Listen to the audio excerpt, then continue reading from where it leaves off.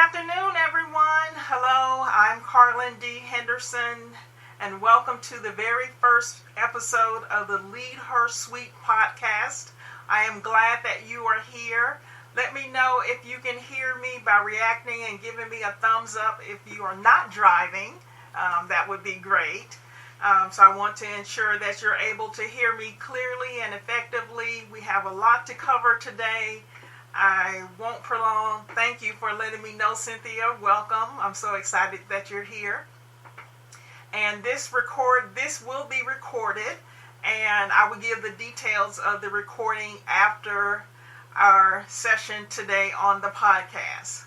So we're going to go ahead and get started. It is exactly 12 p.m. Central Standard Time in Mississippi, and I'm excited again to welcome everyone to the very first episode of the LeadHerSuite Podcast.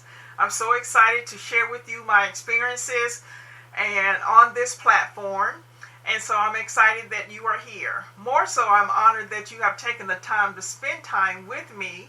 Again, your host, Karlyn D. Henderson.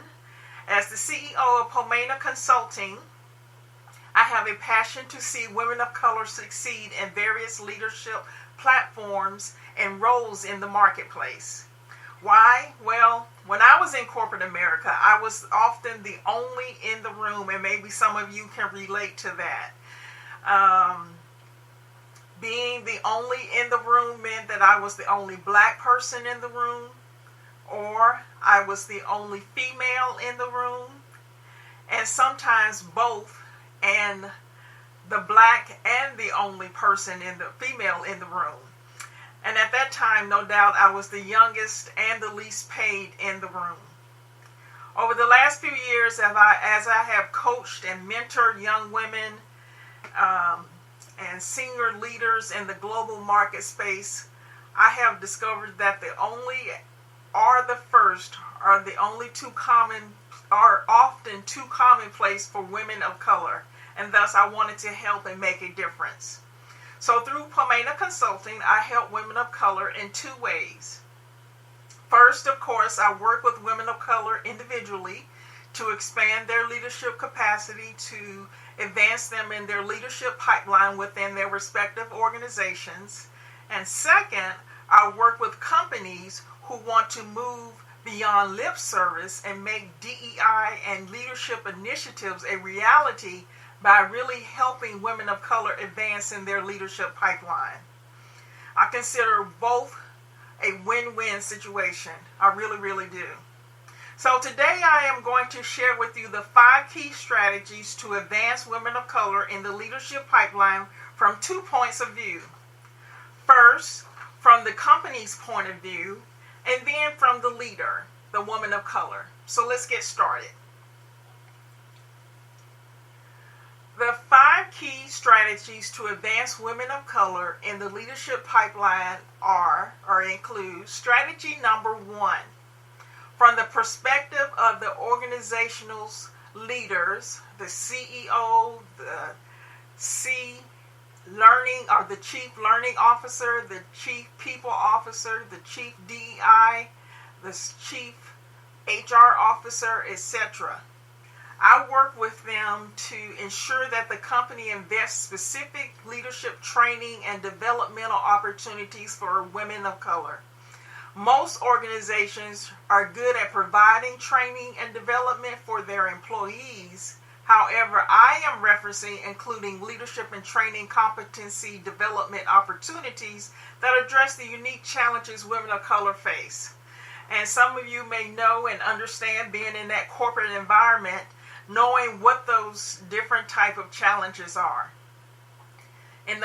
As the marketplace is complex and changing constantly, companies must commit to developing women of color to promote a competitive advantage. Research studies show that companies have a 2.5 times higher cash flow per employee when women are in the leadership role. And a company who has a diverse management has been proven to increase revenue by 19%. All because they have a diverse mix of men and women of different ethnic backgrounds, different backgrounds of religion, different backgrounds of culture to make a difference in that company. 19% is a lot to the bottom line for most companies. These are definitely some incredible stats. And that is why it is critically important for organizations, for organizational leaders, to look at the development of women of color and develop a clear path for talented and dynamic leaders to rise to the top. Talent management executives, CEOs, and other leaders must chart various pathways to leadership within the organization, as well as articulate clear steps for career developmental activities, starting with women in their 20s or in the early stages of their career when they are moving towards leadership. So that's the strategy for what the organization can do. But what is the strategy that women of color can execute as a result of taking advantage of the training and developmental opportunities available to them? The one thing that I always suggest to the women that I coach and mentor is tell them, take control of your career. Yes, the organization has some responsibility in providing the training and developmental opportunities for you, but it's really your responsibility to take care of your career. Now, maybe you may be in a position where the company or your manager isn't committed to the development of women of color specifically. Then you have to be devoted. You have to be active, proactive in developing yourself and moving yourself up that leadership ladder within your corporation or within your industry. Look for the resources and developmental opportunities to hone your key skills in communications, leadership, coaching and developing others, negotiating. All of these key competencies are really, really important in order for you to take advantage of those training and developmental opportunities. All the while managing highly visible projects. I can't stress that enough, that it's important for you to be in front of the key people within the organization to be part of those visible projects when possible. So strategy number 2, going back to companies. Companies must include a leadership development program that includes female talent having access to senior female leaders. I found that this is important for women to see other females in leadership roles, and it has proven to be invaluable for them. According to a recent survey, what I found, KPMG discovered that 67% of women have learned that the most important lessons about leadership are from other women. So that's really interesting to discover, as the overwhelming majority of 91% of women working indicated that it is important for them to be proactive and find positive role models for the colleagues within the workspace. The presence of women in leadership positions and the opportunities to network can help motivate women to advance their careers. So what is the strategy for women of color? What can we do to advance ourselves in the leadership pipeline? Got to find mentors and sponsors. And that's not always inclusive, especially mentors. I usually coach women to look at finding more than one mentor, because there are different skill sets that you need to have. You need to build your competencies. So it's important to find more than one mentor, maybe 2, because I know you're busy on the job and you have a lot of things that are going forward.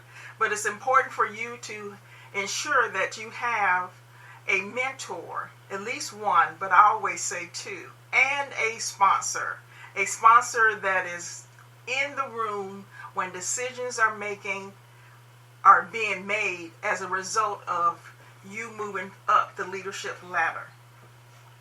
Now, no doubt you've heard this before: find a mentor, find a sponsor, but it bears being stated again. When I was in corporate America, I personally recruited the department's senior director to be my sponsor. There were very, very few women leaders in the place that could help me get promoted. So I recruited the director of the department to be my sponsor. I shared with him that I wanted to grow and sought out his advice as to what steps I could take in order to move forward. This helped me to be on his radar because he was definitely a person that was in the room when decisions were made for succession planning. Meanwhile, I obtained a manager in the department because I was in a male-dominated industry. I had 2 male figures that I had to work with because, again, access to female talent was limited. However, I took advantage of those situations of finding a mentor, finding a sponsor, and it resulted for me a $20,000 raise. Now, no, I didn't have to compromise my mind, my soul, or my body, but I was strategic in simply placing myself in the right position for advancement within my career. Hopefully that you can identify with that, and knowing that finding a mentor or a sponsor is really, really key. So strategy number 3, talented management executives and other company leaders must set the tone in the culture that women of color are wanting to succeed. Tackling gender bias in workplace policies is strategy number 3. Not just for women of color, however, most women in the corporate landscape manage multiple duties at work and at home. I'm sure that a lot of you can identify with that, including caring for small children or maybe aging parents to other commitment. Women are being burnt out, especially post-pandemic time. Companies must be sensitive to dealing with female employees to ensure that the workplace policies are in place to help employees meet both work and family responsibilities.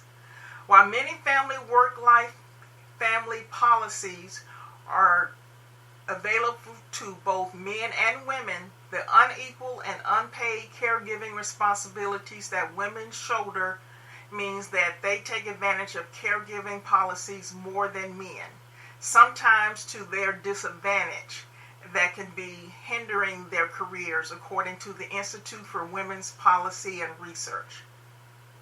Companies have to address these issues surrounding their work-family policies.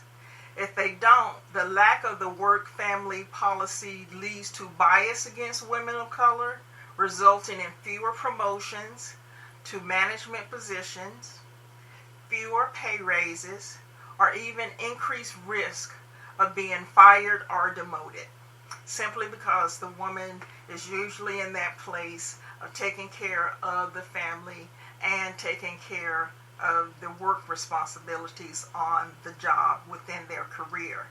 So it's very important for companies, specifically talent management executives, to understand within their corporations they really need to look at the work-family policies and how they impact women of color when they want to be promoted, and to ensure that they are getting promoted into management positions, that they don't have to worry about pay raises or even being fired or demoted simply because they have to take care of their family. So having that flexibility in their work-family policies are really important for you company executives to be mindful of. So what is the strategy for women of color around work-family policies? Understand your company's work-family policies, especially when it comes to managing multiple duties at work and at home. If your company does not have a work-family policy, I suggest that you challenge the status quo. Negotiate what you need to be successful. Let them know, like, hey, I know for me personally, I am a caregiver for my senior parent, and I have to juggle work and have to juggle taking care of her. And so I let my clients know up front, for the most part, I am always committed to having and being committed to the project that is due at hand, but I am also a caregiver for a senior parent. And so sometimes calendar appointments may have to be shifted. Just letting people know up front could be beneficial and helpful. Strategy number 4. What do companies need to do to help women of color climb that leadership ladder or to move forth in that leadership pipeline? Companies must focus on the full inclusion of women of color in the workplace. It just can't be lip service. It has to be where companies are promoting a culture of diversity. They're promoting a culture of equity and inclusion for all employees.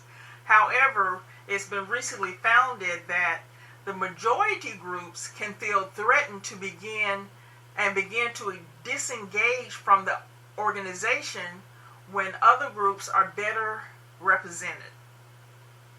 And it shouldn't be this way, but this is a reality that companies need to deal with. These majority groups identify less with the organization and can affect several areas of employees' engagement. As a result of the majority group's disengagement, one major impact comes in the form of reduced support provided to women of color. When one group disengages, then another group suffers the consequences as a result. So finding that balance within corporations is really tricky and really demands their attention to be sensitive enough to understand, yes, it is a tightrope, a delicate tightrope for them to walk, but the senior leadership has to take responsibility to provide a safe, inclusive, and engaging work environment for all employees. When I work with organizations through Poimena Consulting, I help them build an inclusive culture. I help them include getting to the heart of the organization to understand the mission, the vision, and the values. I help them to understand and distribute an inclusive survey and communicate those survey results to the employees to understand what is the heartbeat of the organization so that they can be honest and have a realistic view of what is going on with the employees. Then we create a business case for inclusiveness. Number 3, we build in a blueprint of goals, objectives, and a task to be successful. It is a joint development plan that we work with when we work with our clients. The 4th thing is implementing the blueprint, and the 5th thing and the final is adjusting to sustain and include a culture based upon the blueprints accordingly. So strategy number 4 for women of color, ensure you're getting the support and the resources you need. Keep in mind, no company is perfect.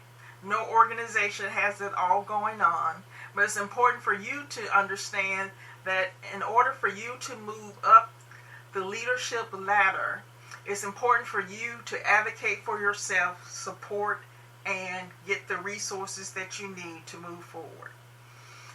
This may include negotiating or navigating organizational politics, finding the resources that you need to succeed, and to promote your accomplishments. That is so important for you as a woman of color in a diverse, inclusive culture to navigate the politics, get the resources that you need, and promote your accomplishments.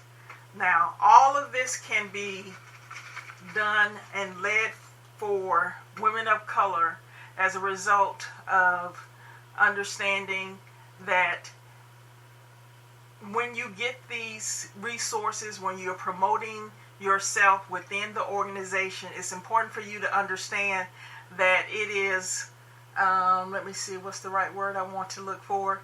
It's important for you to know what those things are that you've been promoting, or what you're promoting and who you're promoting yourself to. Just promoting yourself to the immediate manager is not enough. You need to let other people know, your sponsors, your mentors, let everyone know that has helpful hand in your decision making in your career to understand the importance of the job that you do. If you are impacting the bottom line within your organization, then it is important for you to let people know. Don't take for granted that everyone knows what you are doing simply because you're doing your job.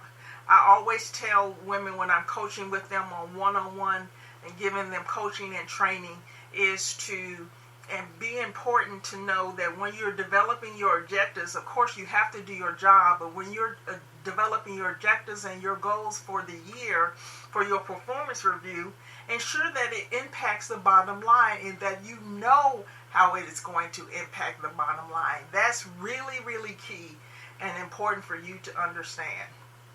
More so for women of color, it is important for you to set up the experience that you want to have. You are responsible for your role. You are responsible for your role within the company. You can dictate how you want to move forward. Now, that's in an ideal world, I know, and it's important for people to understand that you are still in control of your destiny and your role in the workplace. So strategy number 5, we're almost getting to the end, addressing bias in hiring and promotions. This is what companies need to focus in on. Reducing bias takes commitment on everyone's part in the company, specifically around senior leadership. Hiring and promotions are the biggest levers for improving women of color representation in the leadership pipeline, which means companies need to do everything that they can do to remove bias from their decisions. This includes assembling diverse candidate slates, providing unconscious bias training for the evaluators and the managers, also providing and establishing clear and specific review criteria so that reviewers are less likely to rely on the subjective feelings about a potential candidate. So strategy number 5, as far as dealing with bias in hiring and promotions within the company, what can you do as a woman of color? Know the criteria of hiring and promoting process within your company. Discover if the company promotes reducing bias. Are they really taking care of the DEI initiatives? Do they have a plan in place that they can reduce bias when it's time for you to get promoted?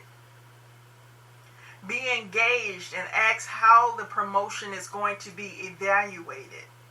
Lastly, say no to non-promotable tasks,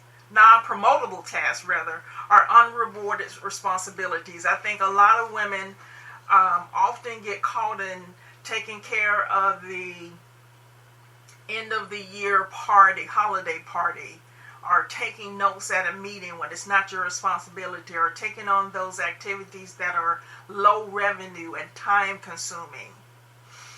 Now, I know sometimes it's hard to say no, but you have to keep in mind, I want to increase my value within the company. I want to walk and exceed on that leadership pipeline.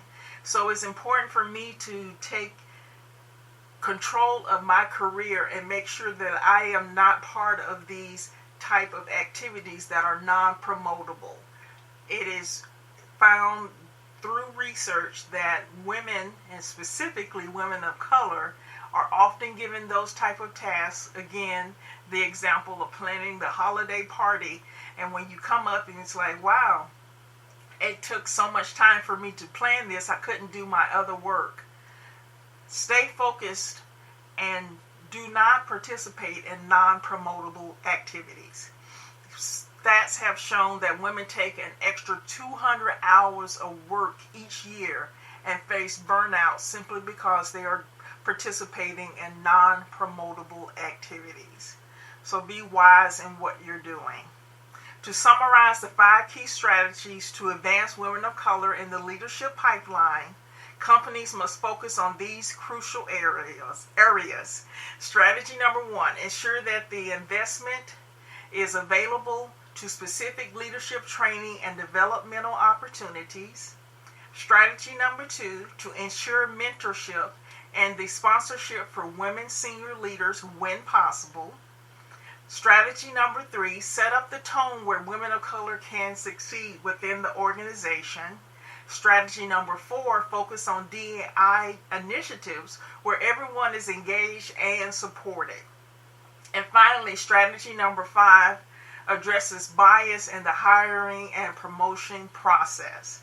Now, I know that was a lot to digest within this 30-minute podcast format, but are there any questions? I can invite you to the stage to ask a question. If you raise your hand, I'll do that. Are there any questions from those who are listening? And again, I'm grateful for your opportunity to be here. Yes, Dr. Terry, one moment. Let me invite you to the stage.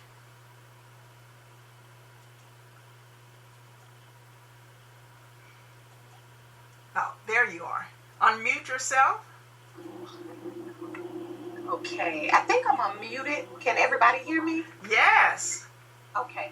All right. Good day, everybody, and thank you so much for just bringing this topic to LinkedIn. When I saw the invite for the meeting, I was excited because these topics have been on the top of my mind as I'm currently in a role, and I'm finding some challenges that are applicable to things that you've discussed. And so my question is focused on when you talked about, finding a sponsor, finding mentors, identifying those people, and being proactive in some cases when you provided a personal example.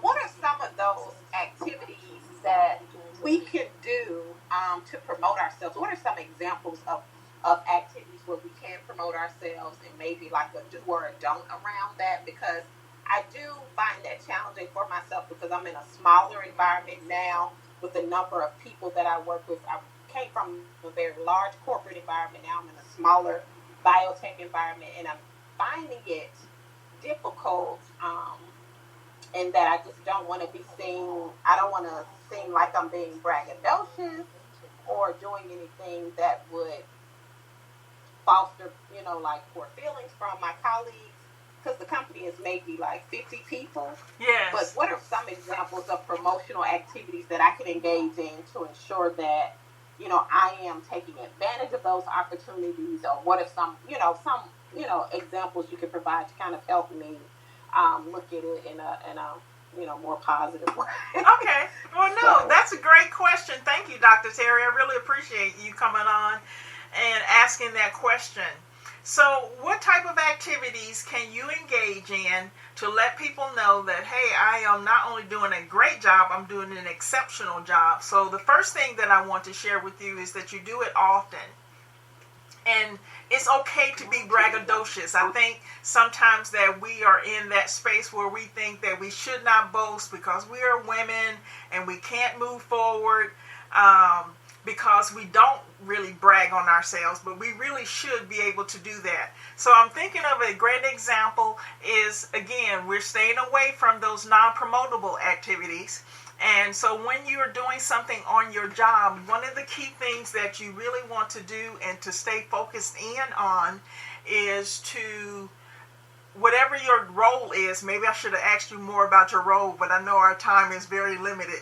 But asking people, letting your manager know, your manager's manager know, the director know what you are working on and how it is impacting the bottom line.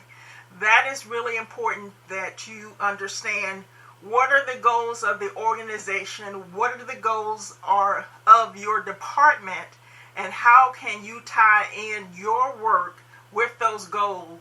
Then you can boast and brag and let them know that the goal for the organization is this for this year, and I am tied directly, my role is tied directly into goal number 3 because this is what I'm doing and X, Y, and Z is making an impact.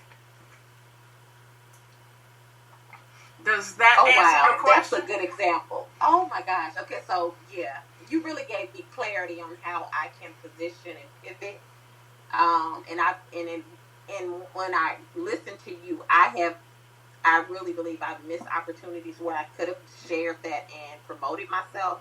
And I think that is, this is very valuable. So thank you so much. So I'm really thinking, and I have a few things I need to jot down and how not to miss those opportunities, but to definitely be more open to doing this, because I've seen other people do this, and I just did not realize that this was an opportunity for me to do and share in the same way. And mostly it's the men that do it. Right. I don't see a lot of the women doing it. And so thank you so much. Thank you. You're welcome. Thank you, Dr. Terry. Yeah, we can just kind of celebrate her and getting that. That's really important for us to know and to understand that. Hold on one moment. Let me move to listening. And thank you for that, Dr. Terry. And I hope that example helped everyone else. So we're going to wrap up. We're right at the 30 minutes mark. If you are interested in working with me, whether you are in a talent management executive responsible for all the talent within the organization, or you're an individual woman of color who really wants to take your role to the next level, you can contact me at poimena.com/strategy session. And so you can go to my profile and you can look up, it's at the top of my profile on LinkedIn. It says Leadership Strategy Session, and it would take you to that page. There's a quick questionnaire that you would need to fill out. The session is complimentary. There's no cost to you. Whether you are the corporation, representative of the corporation, or the woman of color individually, I would be glad to talk to you. Just fill out the online form and we can go from there. Set up a schedule on my calendar and we can move forward. So, hey, I'm your host, Karlyn D. Henderson. Thank you for being part of the LeadHerSuite Podcast. Our next podcast is scheduled for Thursday, May 18th at 12 p.m. Central Time or 1 p.m. Eastern Time. I hope that this has been beneficial to you. Thank you for being a part of the first podcast. I'm excited. I hope it was a blessing to you, and I will see you in 2 weeks. Thank you, everyone.